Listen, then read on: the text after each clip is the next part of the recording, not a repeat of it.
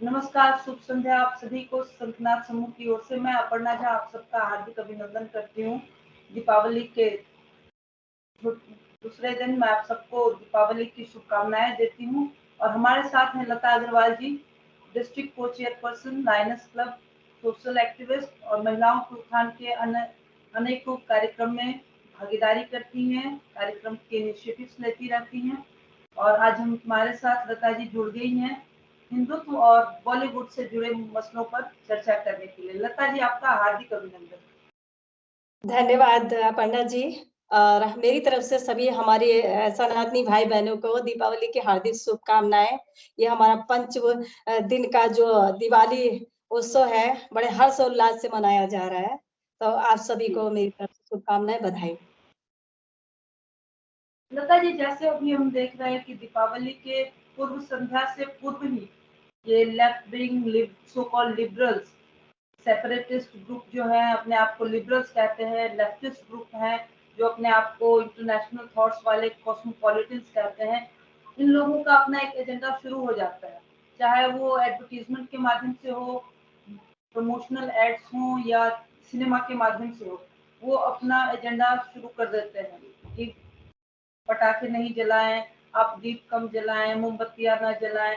इस तरह से उनका अपना एक शुरू हो जाता है कार्यक्रम हमारे त्योहारों को लेकर कि आप ये ना करें, इससे प्रकृति को बड़ा नुकसान होता है, इससे प्रकृति डिस्टर्ब होती है, लोगों को परेशानी होती है, जो गली में घूमने वाले जीव जंतु हैं उनको परेशानी होती है। बड़ी बहुत ज्यादा तकलीफ में लोग आ जाते हैं इस समय, दिवाली के समय में सफोकेशन होने लगती है। विदेशों में रहने वाले भारत के सो कॉल्ड सेलिब्रिटीज, उनको भी तकलीफ होने लगती है, जबकि खुद सिगरेट पीते हैं, उस समय उनको बड़ा आनंद आ रहा होता है। लेकिन दिवाली की धुआं जो भारत में दीपोत्सव होता है, पटाखे जलाए जाते हैं, उससे उनको अमेरिका में रहते हुए सफोकेशन होने लगता है। तो ऐसा मैं आपसे इसी विषय से पहला प्रश्न रखना चाहूंगी कि लेफ्ट विंग या बॉलीवुड या दोनों मिलकर इस तरह का जो एंटी हिंदू एजेंडा क्यों रखते हैं, हिंदू त्योहारों को ही क्यों लक्षित करते हैं, उसको ही लक्षित करके उसके खिलाफ प्रोपेगेंडा क्यों बनाते रहते हैं?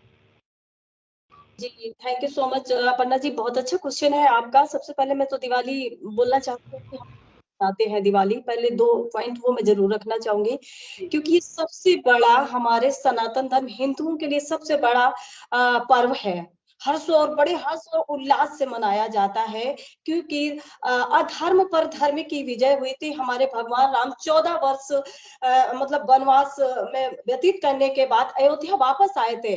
अधर्म का नाश मतलब रावण का संहार करने के बाद वो आए थे, तो एक बहुत बड़ी विजय के रूप में मनाया गया था ये पर्व उस समय से। तो त्रेता युग में तो उस समय बहुत सारे दीप जलाए गए थे, और इवन देन वाल्मीकि रामायण में भी दिया गया है कि दीपक जलाए गए थे और आसमान में मतलब ज्वाला प्रज्वलित हुई थी। आसमान में मतलब तो पटाखे, इसका मतलब उस समय भी पटाखों का वर्णन था कि दीपक भी जलाए गए थे और आसमान में भी दीप तरीके से प्रज्वलित हुए थे और पटाखे उस समय भी जलाए गए थे। तो आज देखिए क्या हो रहा, पटाखों पर हमारे लोग बात कर रहे हैं। ये तो हमारा त्योहार है भाई, ये तो सनातन काल आदिकाल से हमारे इसी तरीके से मनाते हम लोग चले आ रहे हैं। दूसरा एक साइंटिफिक इसका आध्यात्मिक रीजन भी है, तो दूसरा तरफ वैज्ञानिक रीजन भी है कि नहीं, चतुर्मास हमारे बरसात के 4 महीने होते हैं, उसके बाद जस्ट हमारा ये दिवाली आता है। इसमें ऋतु बदल रही होती है, शरद ऋतु आने वाली होती है, बरसात का अंत हो चुका होता। तो इसमें बहुत सारे आपने देखे होंगे ऐसे जीव जंतु इंसेक्ट उत्पन्न होते हैं जो कहीं ना कहीं हमें नुकसान करते हैं। जी, और जैसे मॉस्किटोज भी होते हैं, ये देखिए इस समय अगर बाइट करते हैं तो कितने मलेरिया डेंगू कैसे। तो जब हमारे ये एक देखिएगा वैज्ञानिक कारण क्या है, जब इतने सारे दीपक जलते हैं, पटाखे जलाए जाते हैं, तो कहीं ना कहीं वो हार्मफुल इंसेक्ट भी नष्ट हो जाते हैं। तो दोनों ही तरीके से हमारे धर्म जो सनातन धर्म है, हिंदू में जो भी त्योहार मनाए जाते हैं उसका वैज्ञानिक कारण भी है और आध्यात्मिक तो है ही नहीं। और क्या होता है कि देखिए एक बार हमारे भगवान राम अयोध्या वापस आए थे, लेकिन आज भी हम उसको पर्व के रूप में क्यों मनाते हैं? क्योंकि वो हमारा हमेशा हमारे साथ जीवित रहे, संस्कृति और धर्म। हमारे बच्चे उससे संस्कार सीखे, तो हमारे आदर्श है, हमारे जो भगवान राम आदर्श है। हर साल जब उनका हम ये पर्व मनाते हैं तो कहीं ना कहीं हमारे बच्चों में वो संस्कार भी जाता है इस माध्यम से कि भाई हमने दिवाली क्यों मनाई। हमारे भगवान राम आराध्य क्या थे, पुरुषोत्तम राम थे, पुरुषों में उत्तम उनका क्षेत्र को माना गया है। तो ये भी एक रीजन है। और आज जो लेफ्टिस्ट और लिबरल या पॉलिटिकल या जो भी आते हैं एक तरीके से एजेंडा लेके, ये इसीलिए आते हैं क्योंकि इनका वार है हिंदुत्व को खत्म करना, हमारी सनातन संस्कृति को वार करना। अब हम आते हैं कि जैसे आपने कहा कि पॉलिटिकल और लेफ्टिस्ट है, बॉलीवुड भी इस पे काम कर रहा है, लिबरल्स भी है, सारी चीजें हैं। तो पहले तो हम यहाँ पर आते हैं कि जैसे कि अपना अरविंद केजरीवाल पे, ये वो जहरीला नाग है आप समझिए, जो कि जी बिल्कुल। जी जो क्या नहीं कर पाए, मोहम्मद गजनी नहीं कर पाया, आक्रांता आपका औरंगजेब नहीं कर पाया, अकबर नहीं कर पाया, मोहम्मद गौरी गजनवी जो नहीं कर पाए, ब्रिटिशर्स भी नहीं कर पाए, इवन दिन 70 साल कांग्रेस भी नहीं कर पाई, वो आज केजरीवाल कर रहा है। आप समझ रहे हो भाई, वो भी तो हमारे धर्म और संस्कृति को हमारे नाश पर लगे थे, हमारे हिंदुत्व को खत्म करने पर। जो वो नहीं कर पाए आज उस एजेंडे पर ये चल रहा है, ये वो जहरीला नाग है। इसको हमें बहुत जल्दी ही इसके फन को कुचल देना चाहिए। जैसा कि हम लोग आजकल उसको देख पा रहे हैं। तो उसने आप देखिए वो कैसा व्यक्ति है, उसका थोड़ा सा आप सुनिए। वो एक तरीके से जैसे विक्रम की पीठ पर बैताल चढ़ के आया था, उसी तरीके से अन्ना हजारे की पीठ अन्ना पर हजारे आया था। आपने बड़ी अच्छी उपमा दी है उसको। जी जी जी, उसने क्या कसम खाई थी कि मैं अपनी बेटी की कसम खाता हूं, मैं कभी पॉलिटिक्स में नहीं आऊंगा, लेकिन बेटी की सर की कसम भी गई, वो पॉलिटिक्स में आ गया। अब आप सोचिए वो बड़ी बड़ी चीजें ऐसी कर रहा, तो हमें ध्यान देना चाहिए उसकी क्या रणनीति है। वो बहुत बड़ा आक्रांता के रूप में है, जिसको हमें ध्यान, वो कहता है कि भाई पटाखे छुटाने से पॉल्यूशन होगा। इससे पहले वो ज्ञान देता था जब इसकी सरकार पंजाब में नहीं थी, तो ये क्या कहता था कि पंजाब में पुआल जलाया जाता, हमारी दिल्ली भी प्रदूषित होती है। और आज इसकी सरकार पंजाब में है, और उधर हरियाणा और पंजाब में कितना पुआल जलाया जाता है। भाई पटाखे तो एक दिन जलेंगे, और दिल्ली से 4 गुना आप देखिए वहां का क्षेत्रफल ज्यादा है, पंजाब और हरियाणा का, जहाँ पुआल जलाया जाता कितना पॉल्यूशन होता है। पहले ये क्या कहता था कि भाई मैं तो ये जो पुआल जलाया जाता है, मेरी अगर पंजाब में सरकार हुई तो मैं वहां पर ऐसे प्लांट लगवा दूंगा कि ये जो पुआल है इससे कहीं ना कहीं ये बनेगा, फर्टिलाइजर बनेगा, गायों के लिए चारा बनेगा। अब वो बड़े बड़े वादे कहाँ चले गए भाई। भाई मानते हैं कि हरियाणा में तुम्हारी सत्ता नहीं है, पंजाब में तो एक तरीके से तुम्हारी है, इनडायरेक्टली देखा जाए कि तुम ही सीएम हो। वो तो पपेट बैठा है, जो बैठा है वो तो नशेबाज, उसको तो कुछ भी होश नहीं है, ये तो चला रहे, तो आज वो लगा दीजिए ना प्लांट। दिल्ली में एक दिन हमारी दिवाली थी तो आपको पॉल्यूशन नजर आने लगता है, आप समझिए। तो इनको आप क्या कहेंगे, इनकी विचारधारा आज अगर ये देखिए कितना ये हो गया है कि जो चाहे वो लेफ्टिस्ट हो, चाहे लिबरल हो, चाहे वो कोई भी हो, ये एक तरीके से इनको क्या कहा जाए कि अगर जितना ये हिंदुत्व को गाली देंगे उतना ही लेफ्टिस्ट और बाहर से इकोसिस्टम इनको सपोर्ट करेगा। ये रहस्य की बात है। ये इनका हाँ इनका जो कहते हैं ना फ्यूलिंग पावर, प्रोपेलिंग एनर्जी है, वो ये है कि इनको फंडिंग विदेशों से मिलती है। इस वजह से ये सारे हमारे धर्म को लक्षित करते हैं, टारगेट करते हैं। और चाहे तो केजरीवाल हो, चाहे लेफ्टिस्ट ब्रांड हो, चाहे सिनेमा, हमारा हिंदी सिनेमा बड़ा दुर्भाग्य का विषय है कि कहने को हिंदी सिनेमा है, लेकिन वो हर चीज ये लोग करते हैं जो हिंदी, हिंदुस्तान और सनातनियों के नुकसान का कारण बने। हमारे नाश के लिए इन्होंने कोई भी लक्ष्य साधा है और उसको पूरा न किया हो, ऐसा नहीं है। 100 साल के हिंदी सिनेमा में मुझे लगता है 90 साल तक इन्होंने इसी लक्ष्य पर काम किया है और पुरजोर कोशिश की है कि बदल देने का, और वाकई में बदला गया है। अब देखिए कि जिस तरह से हमारे यहाँ बच्चों को विश्वास है कि मजाक पर चादर चढ़ाने से मनोकामना पूर्ण होगी, किसी ये सूफी के पास जाने से हमारी कामना पूरी होगी, कोई मौलाना मेरे सर पे हाथ रख देगा तो मेरी तकलीफ चली जाएगी, कैंडल जलाने से चर्च में जाकर तो मुझे मेरी प्रेमिका, मेरा प्रेमी मिल जाएगा, बिछड़े हुए लोग मिल जाते हैं। लेकिन मंदिर में नहीं, मंदिर में तो चैलेंज करते हैं अमिताभ बच्चन साहब कि आज तक मैं तेरी सीढ़ियां नहीं चढ़ा, आप चढ़ाओ, तो ऐसा लग रहा है कि भगवान पर एहसान कर रहे हैं। तो इस तरह का हमारी मनोवृत्ति को विकृत कर दिया हिंदी सिनेमा ने कि हर चीज हमारा सोच, हमारा समाज क्योंकि सिनेमा एक ऐसा मजबूत माध्यम है जो हमारे जीवन को प्रभावित करता है, हमारे सोच को प्रभावित करता है। और चूंकि आज का डिजिटल युग है, एक्स जनरेशन के बच्चे हैं, वो मीडिया से बहुत करीब है, दुनिया डिजिटल हो चुकी है। तो ये सब वजह है कि इन लोगों ने इस सॉफ्ट टारगेट को लिया है न्यू जनरेशन को प्रभावित करने के लिए। अब तो सिनेमा से भी ज्यादा खतरनाक हमारे जो मीडिया आ गए हैं, नेटफ्लिक्स और हॉटस्टार, ये सब पर आप देखिए कैसी कैसी चीजें आने लगी। और इसी से जुड़ा हुआ मेरा अगला प्रश्न ये होगा कि अभी तो बॉयकॉट का हम लोगों ने, सब लोगों ने बहुत ज्यादा ये किया था प्रयास की, ट्विटर पे ट्रेंडिंग जा रहा था बॉयकॉट, सारी फिल्में जितनी आई उन सबको धराशायी कर दिया। हम लोगों की मिलीजुली प्रयास में पूरे देश के सनातनियों ने एक साथ आवाज उठाई और इनके फिल्म ने पानी तक नहीं मांगा, बॉक्स ऑफिस पे चिट हो गई, सिनेमा हॉल खाली के खाली पड़े रह गए, इनके सारे प्रमोशन और बोर्ड प्रमोशन वो भी फेल हो गए। करण जौहर साहब ने तो अमेरिका के बजट से भी आगे अपनी दिखा दी कि उनका इनकम हुआ है, प्रॉफिट हुआ है। भाई तो इतनी प्रॉफिट हुई है तो टैक्स भी तो उतना आप भरिए, टैक्स के नाम पे तो नील बटा सन्नाटा।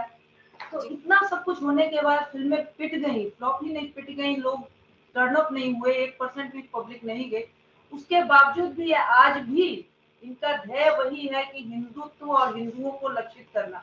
अभी एक स्मॉल बैंक का एड आया था जिसमें आमिर खान साहब, जिनकी लाल सिंह चड्ढा इनके सभी प्रयासों के बावजूद बिल्कुल ही चारों खाने चित रही, कोई भी हाल बताने लायक नहीं था उनके सिनेमा का। और उनके जिन्होंने कभी कहा था कि मेरे परिवार को डर लगता है, करीना खान, जिसने कहा था कि क्यों देखते हो मेरी फिल्में, मत देखने जाओ, हमने जोर थोड़ी दिया, जबरदस्ती थोड़ी की।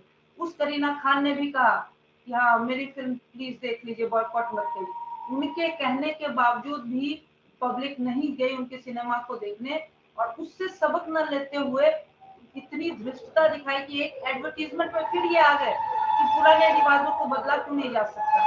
हिंदू लड़की की शादी हो रही है तो वो लड़की अपने ससुराल में जाके वापस अपने मायके आ जाती है, लड़की की बजाय वो लड़का दामाद प्यार रखता है घर में।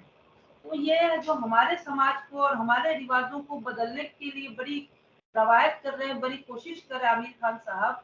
उनकी जुर्रत देखिए कि फिल्म पिट गई, लोगों ने मुंह फेर लिया, उसके बावजूद भी हौसला इतना है कि इन्होंने फिर हमारे धर्म को लक्षित करते हुए अपना एक ऐड किया कि धर्म बदला जा, रीत बदला जा सकता है, पुराने रिवायत है इनको बदल देना चाहिए, कि ससुराल लड़की न जाके लड़का अपने ससुराल जाए, लड़की घर में पैर न रख के लड़का पैर रखे।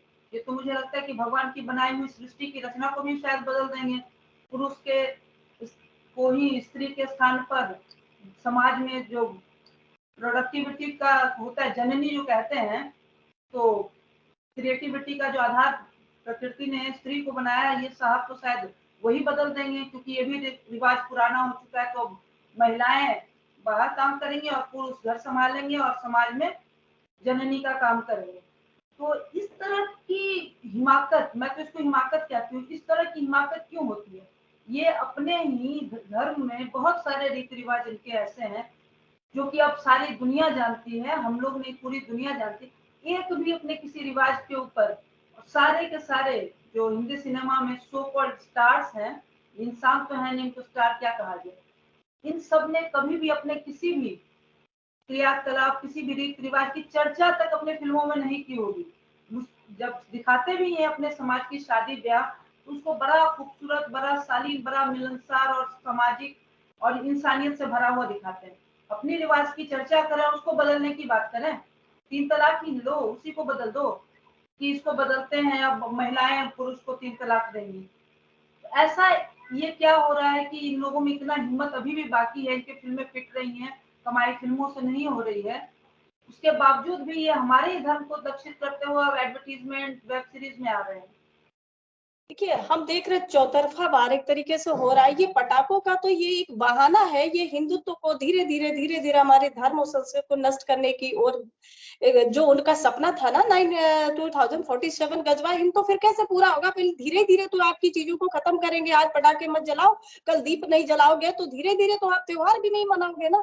तो एक तरफ देखिए, हमारे अमेरिका में जो उपराष्ट्रपति कमला हैरिस जी भारतीयों के साथ पटाखे छुड़ा रहे, वहां पोल्यूशन नहीं हो रहा। इंडिया में सबको पॉल्यूशन याद आ रहा है भाई। मुझे बताए जो पॉल्यूशन का ज्ञान देने वाले हैं। आप बॉलीवुड को उठाइए ना, कहती है कि भाई पटाखे जलेंगे तो पॉल्यूशन होगा। जब उन्होंने अपनी शादी जाके जयपुर में की थी, पहले तो इन्हीं की बातों पर आते हैं ना, फिर आते हैं कि त्योहारों को कैसे कैसे चीजें क्रिटिसाइज हमें करते हैं। जब इन्होंने शादी अपने 2 दिन पहले से की तो वहां रात भर पटाखे छूटते हैं तो वो क्या पॉल्यूशन नहीं होता है? क्या वो इको फ्रेंडली हमारे वो होते हैं पटाखे जो, बताइए।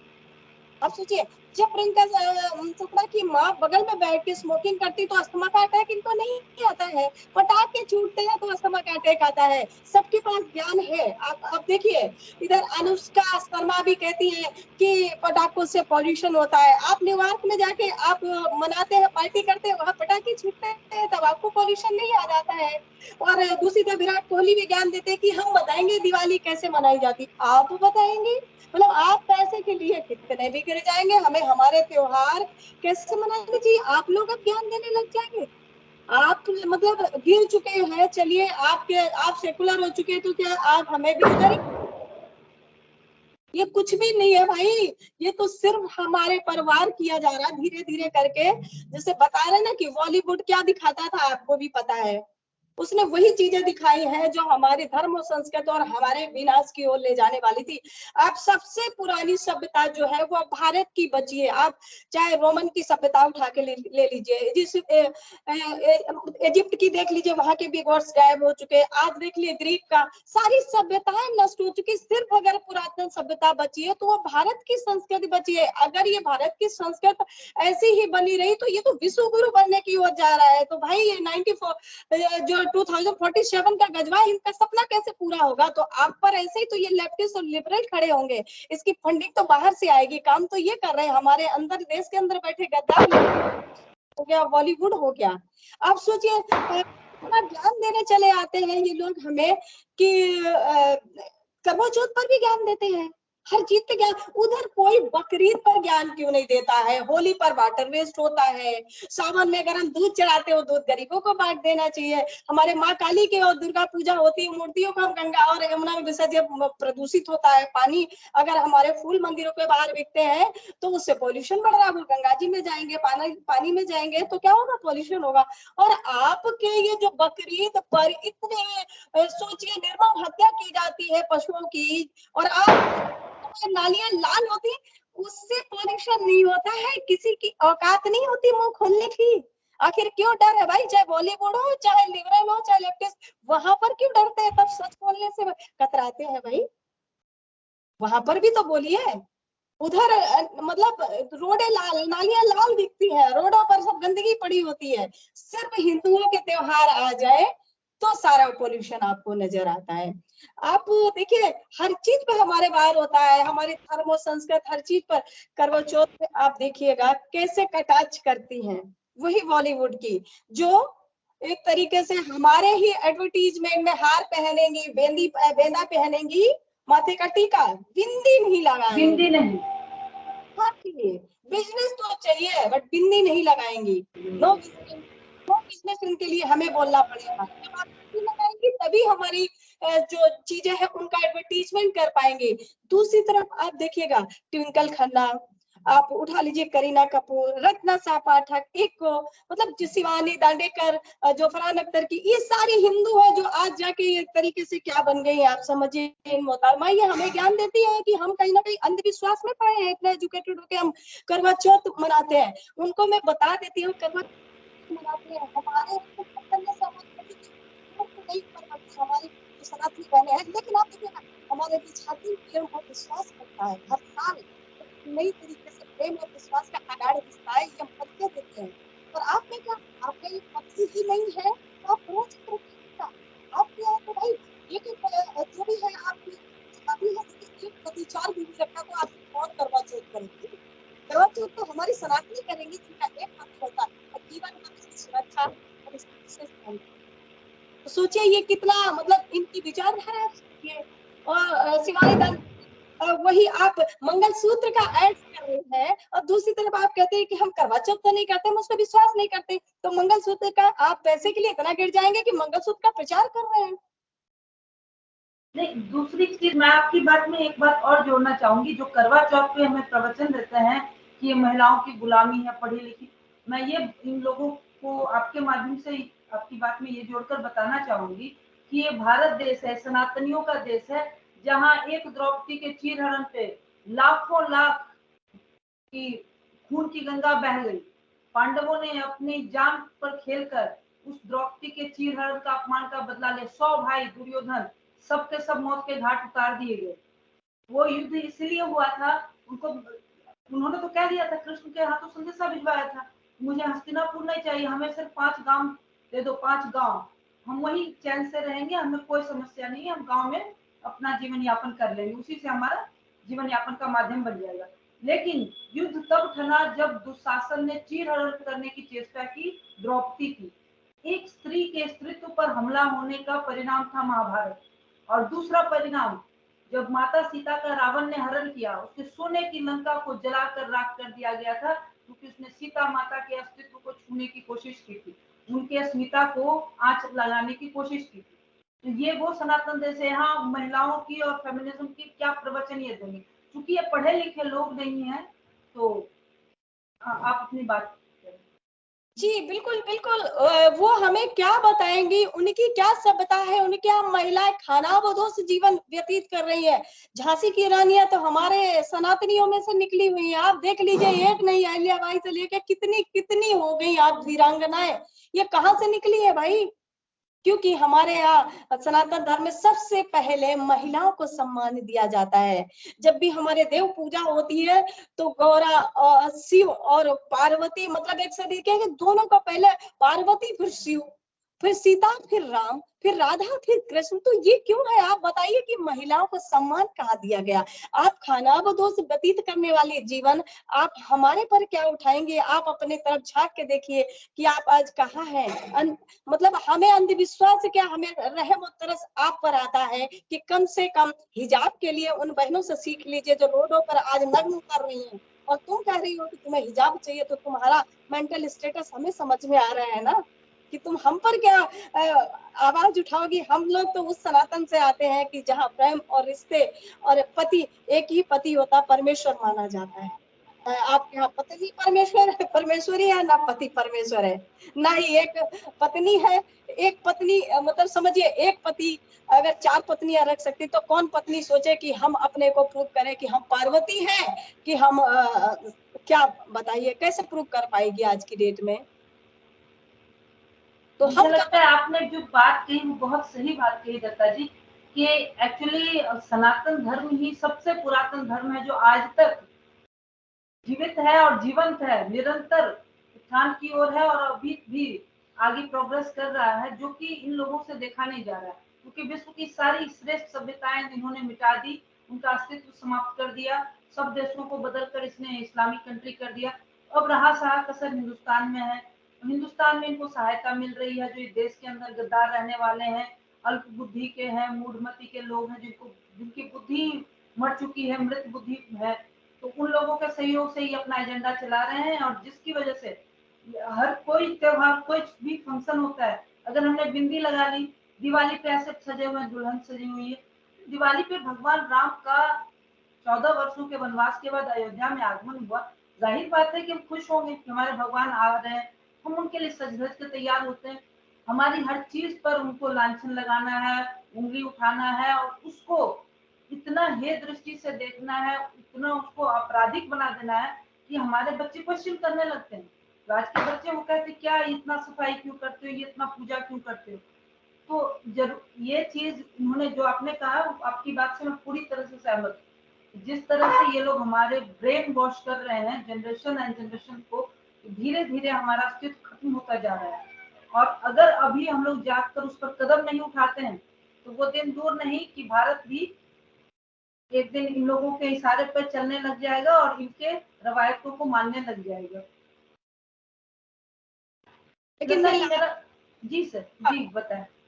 मैं यही कहना चाहती हूँ कि अब ऐसा होगा नहीं कि जो भी लेफ्टिस्ट और लिबरल हैं या ये पॉलिटिक्स में बैठे हमारे जो क्रोकोडाइल जैसे ये लोग, गिरगिट जैसे लोग रंग बदल रहे हैं, इनका चलने वाला नहीं। केजरीवाल जैसे लोग कितना भी कोशिश कर ले, ये वही है हमारे हिंदू देवी देवताओं के। जब भी हमारे देखिए रामनवमी की यात्रा निकलती तो हमारे सर पे पत्थर फिकवाने वाले लोग हैं वही केजरीवाल।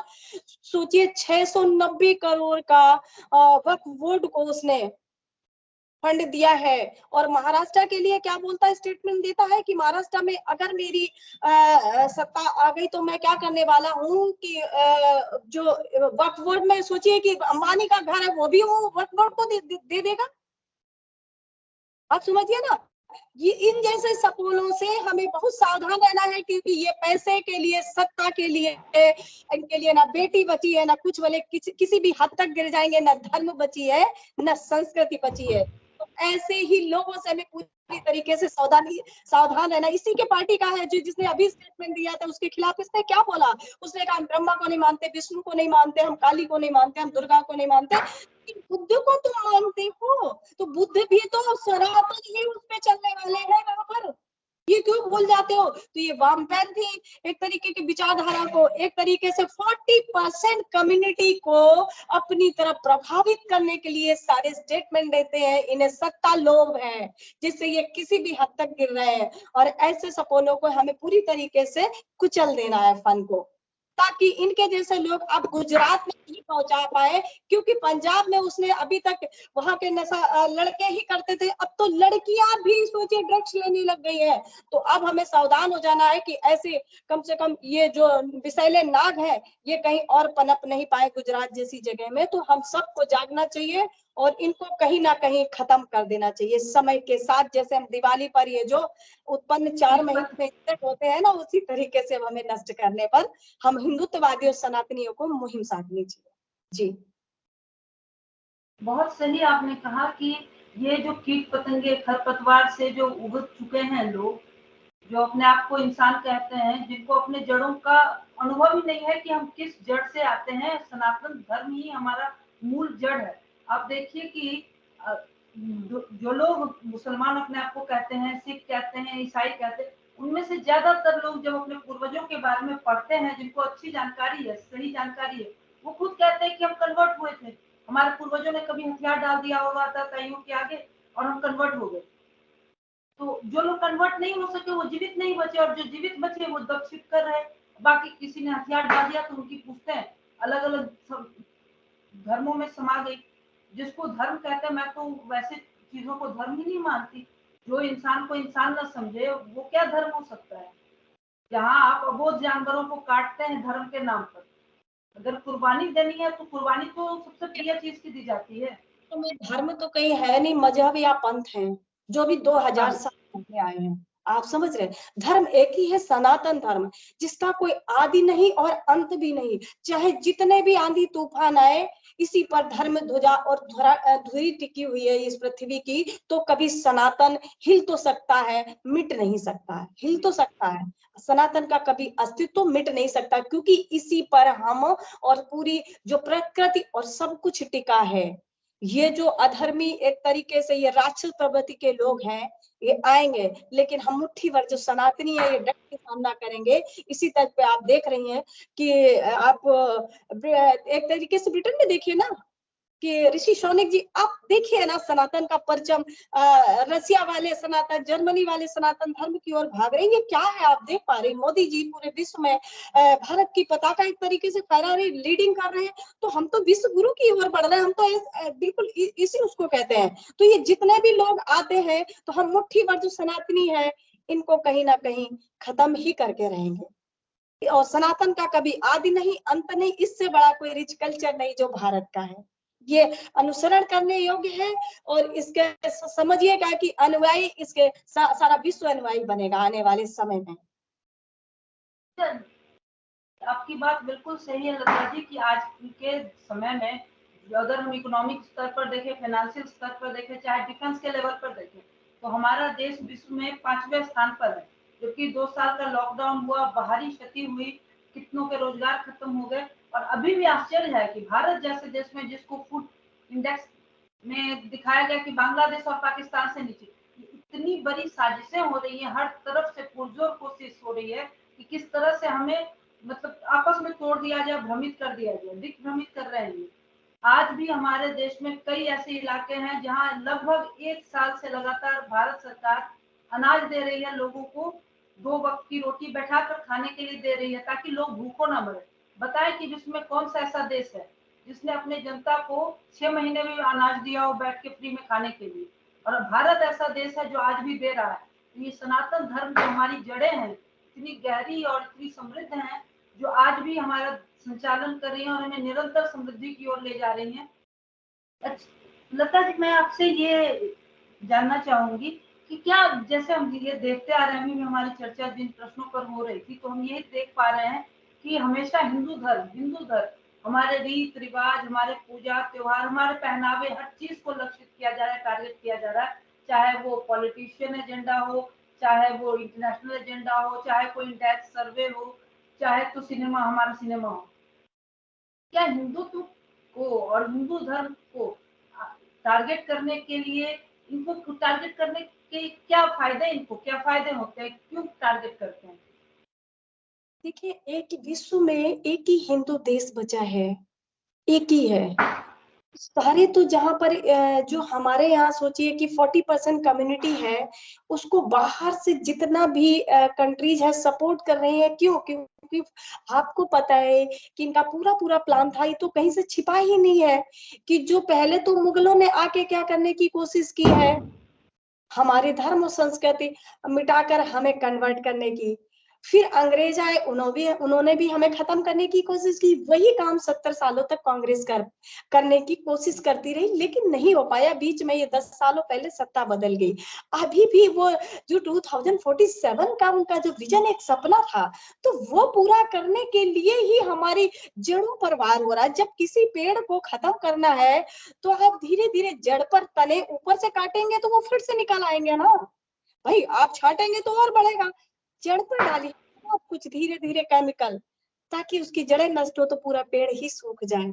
इसलिए हिंदुत्व पर धीरे धीरे कि ये त्योहार नहीं मनाओ, इनका ये कुरीति है, इसमें ये है। हमारी पर्दा प्रथा पर लोग बात करने वाले, हमारी हर त्योहार पे बात करने, हमारे पहनावे पे बात करने वाले क्या जानेंगे? क्या दूसरी तरफ उन्होंने देखा है, दूसरे लोगों में देखा है कि 10 मीटर टेंट में बेचारों को और हिजाब पर क्या हैरेसमेंट होता है? क्या देखा है उन पर कि उनकी आवाज भी बाहर नहीं निकलती? 3 तलाक के नाम पर कितना हैरेसमेंट होता है। और हमें तो पूरी स्वतंत्रता मिली है, हमें तो आजादी मिली है। ये सनातन धर्म में सबसे ज्यादा सम्मान महिलाओं को दिया गया है। हम देख रहे हैं ना, तो हमारे हिंदुत्व तो सनातन को खत्म करने की वजह यही है कि उनको यहाँ गजवाए हिंद जो करना है, और वो सपना अब टूटता नजर आ रहा है, ये समझ लीजिए। इसीलिए हिंदुत्व का बॉलीवुड भी पूरी तरीके से इस्लामीकरण होकर 10 सालों से कितनी तेजी से लगा है, कितनी तेजी से काम कर रहा है। उसको भी तो फंडिंग हो रही है भाई, 500-500 करोड़ की मूवी बनती है, वो फ्लॉप होती है, कहाँ से पैसा आ रहा है? और उसके वैसी महंगी फिल्म को फ्लॉप हो जाने के बाद भी इनके रहन सहन, इनके जीवन शैली, इनकी मानसिक सोच में, इनके व्यवहार विचार में कोई भी फर्क नहीं पड़ता। कारण आपने सही कहा कि इनको विदेशों से funding, these things are sponsored, they are compared, they are provoked through strong financial aid, strong financial funding. अरफा खानम को देख लीजिए, राणा अयूब के दे, आए दिन विदेश टूर हो रहे, आए दिन फंडिंग हो रही। हमारा कोई हिंदुत्ववादी पत्रकार, इनको जाके कभी एक नहीं मिल जाता फंड? क्यों नहीं मिलता भाई, बताए मुझे। वो क्या, जो जितना हिंदुत्व को गाली देगा, जो सनातन पर वार करेगा, उसको उतना फंड मिलेगा। ये तो आज की टेंडेंसी है, चाहे वो पॉलिटिशियन हो और चाहे वो पत्रकार हो, चाहे बॉलीवुड हो। कितना पैसा आ रहा है? आप सनातन देश मैंने कन्वर्ट किए, ऐसे ही बदलिए। तो इनकी नजर भारत पर थी, यही एक सभ्यता थी जिसको खत्म करने। लेकिन सनातन का मैंने फिर कहा, ना आदि है ना अंत है। ठीक है लता जी, आपके साथ ये परिचर्चा बहुत अच्छी रही और आपने बहुत गहरी जानकारियां दी। मुझे लगता है हमारे दर्शकों को बड़ा आनंद आया होगा और जानकारी भी मिली होगी। तो इसको समाप्त करने से पहले मैं आपसे एक आखिरी प्रश्न करूंगी कि ये जो एजेंडा है, इसको तोड़ने का, इसको रोकने का कोई हम लोग अपनी तरफ से निजी तौर पर क्या प्रयास कर सकते हैं? देखिए, आज हमें अपने बच्चों, जो इतिहास पढ़ाया गया उसको अब हमें दोहराना नहीं है। हमें सिर्फ बच्चों को ये बताना, जो इतिहास पढ़ाया गया था, अकबर महान नहीं था, महान तो हमारे बहुत थे। आप पढ़ाइए ना, महाराणा प्रताप के चरण चित्रों को उतारिए, आप पढ़ाइए ना अपने धर्म और सनातन संस्कृति, बच्चों में कूट कूट के भर देना है और अपनी धर्म और संस्कृति पर हमें गर्व करना है। जितना हम जागते जाएंगे उतना ही इनका एजेंडा डे बाय डे टूटते चला जाएगा और हमें जागना, हमारा जागरण ही इनको खत्म कर देगा। जो 40% लोग हैं जो यहाँ चिल्ला रहे हैं, ये सो कॉल्ड मुस्लिम्स हैं। ये यहाँ के कोई अकबर और आक्रांता के वो लेकर नहीं आए थे, ये तो कन्वर्टेड है जो तलवार की डर से सलवार पहने हुए लोगों को, इनकी मानसिक जो स्थिति है इसको हमें बदलना है और कुछ नहीं। हमें जाग जाना है और ये बदलते नजर आएंगे। हमें यही करना है, हमें सिर्फ अपने पर ध्यान देना है, अपनी धर्म और संस्कृति को पहचानना है, अपने बच्चों में संस्कार डालना है और हमें एक नया जो हमारा इतिहास है वो बच्चों को इंट्रोड्यूस करना है। जब तक हमारे जो जैसे कि स्टडी मटेरियल्स में जब तक अभी चेंजमेंट नहीं आ रहा, वो काम हमें करनी, वो मुहिम हमें चलानी है। और जो 40% है इनको कहीं ना कहीं स्वयं फील कराना ही होगा कि तुम जिनका महिमा मंडन करते हो, अकबर आक्रांता वो लेकर के आया था, वो तो गधे घोड़े खच्चरों पर बैठ कर आया था। हमारे महाराजा थे जो यहाँ पर घोड़ों पर चलते थे और सीना तान के चलते थे, तो उनका महिमा मंडन जिस दिन ये बंद कर देंगे ये 40%, उसी दिन। और ये तभी होगा जब हम अपने परचम हमारा लहराएगा, हमारी धर्म और संस्कृति का एक तरीके से हमारे बच्चे उसको फॉलो करेंगे, तब ये जो भूले बिसरे सो कॉल्ड मुस्लिम्स हैं ये कहीं ना कहीं घर वापसी करके आएंगे। क्योंकि भारत में रहना है तो वंदे मातरम कहना है। हाँ बिल्कुल, हम समझा लेंगे तो हमारा बिल्कुल हम सफल होंगे। आपके इन्हीं जोरदार बातों, ऊर्जावान बातों के साथ आज की हमारी ये सभा इन्हीं समाप्त होती है। इस तरह के और भी इंटरव्यूज अगले सप्ताह में आते रहेंगे और मैं आशा करती हूँ कि हमारे दर्शक इसी तरह से जुड़कर हमें प्रोत्साहित करते रहेंगे। अंत में मैं बस इतना ही कहना चाहूंगी कि इकबाल साहब ने बहुत समय पहले कहा था कि कुछ बात है ऐसी कि हस्ती मिटती नहीं हमारी, कुछ बात है ऐसी कि हस्ती मिटती नहीं हमारी, सदियों रहा है दुश्मन दौरे जहां हमारा, सारे जहां से अच्छा हिंदोस्तां हमारा। भारत है, था और सदा रहेगा। जलने वाले कितना भी जले, उनको हमारे सनातनियों के हवन कुंड में कीट पतंगों के मानिंद स्वाहा करना ही पड़ेगा। और वो समय आ गया है कि हम जागे और अपने बच्चों को बालक ध्रुव से लेके राणा सांगा से लेके रानी चेन्नम्मा तक और झांसी की रानी तक की कहानी सुनाई जाए, ना कि वो स्क्रिप्टेड आर्किटेक्चर्ड और टेलर मेड जो हिस्ट्री हमने पढ़ी थी, बनी बनाई गाथाएं, उसको नहीं, जो सच्चाई थी, जो हमारे इतिहास में गहरे दफन कर दिया गया था, उसको पढ़ाया जाए ताकि हमारे बच्चे अपने जड़ों को पहचाने और आगे बढ़े और इस देश को विश्व गुरु बनने से ये कोई भी फालतू चीजें रोक नहीं सकती। जी नमस्कार, जय श्री राम। अपर्णा जी, एक बार मैं सभी को फिर दिवाली की शुभकामनाएं देना चाहती हूँ। एक बार फिर से सभी को मैं दिवाली की शुभकामनाएं, और जो काली की पूजा भी होती है बंगाल में, उसके लिए भी हमें शुभकामनाएं देनी चाहिए, क्योंकि वो हमारे सब सनातनी है। हर स्टेट में अपने अपने उसमें त्योहार जो मनाया जाता है, तो हम सब की ओर से काली पूजा की शुभकामनाएं, दिवाली की शुभकामनाएं और सभी का धन्यवाद। आने वाले सभी त्योहारों की शुभकामनाएं।